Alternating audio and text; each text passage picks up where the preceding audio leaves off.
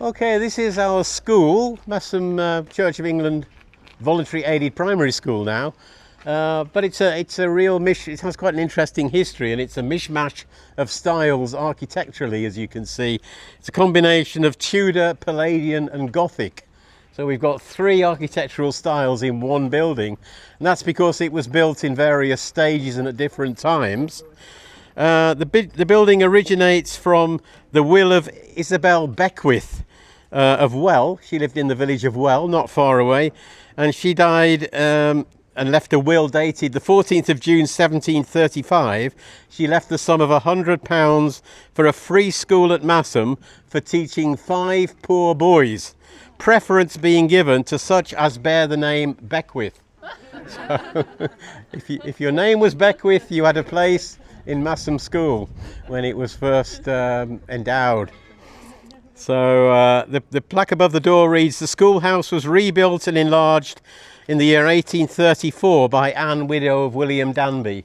So that's the plaque above the door there. The Danbys were the last owners of Swinton Castle before the line died out, because Anne didn't have any children, and therefore the Swinton Castle went on the market and was sold, and Samuel Cunliffe Lister bought it.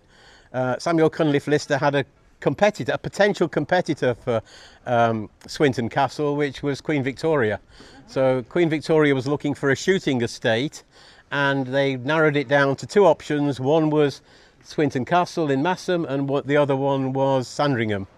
And they eventually chose Sandringham because the birds were lower and therefore easier for shoots in the winter than Swinton Castle.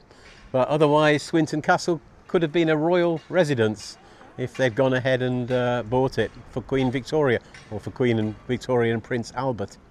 So that's the little school. We have above the door a swift sculpture. We have a swift trail around Masham. Swifts are quite iconic, emblematic of Masham. There used to be hundreds over the marketplace in the summer. We're now lucky to see 10s and 15s, but they are coming back because we've put boxes in the church tower. We have 18 boxes in the church tower behind the louvers. You can watch them on a monitor inside the church by the font. And this year we've had 15 eggs, and we've so far fledged 8 chicks. So we still have a few left to go, and there'll probably be chicks in there till September, because in one of the boxes an intruder male came in, took over from the first male, rolled 3 eggs out, and the female laid another 2. So they're very late chicks. So we're still watching those chicks on the cameras. I have copies for those who don't have it, I have copies of the Swift Trail here, which tells you where all of these sculptures are, but you still have to struggle to find them. And also lots of history of the buildings around the marketplace. So I've got enough for everybody here if you want one of those. They're free of charge, and available from the community office, but that's shut now. It shuts at 3, so I've brought some with me. So that's the little school. We have another trail called the Masham Leaves Trail, and that also starts here. And in this case it's a stone, all carved differently. So it was originally called the Oak Leaf Trail, I think.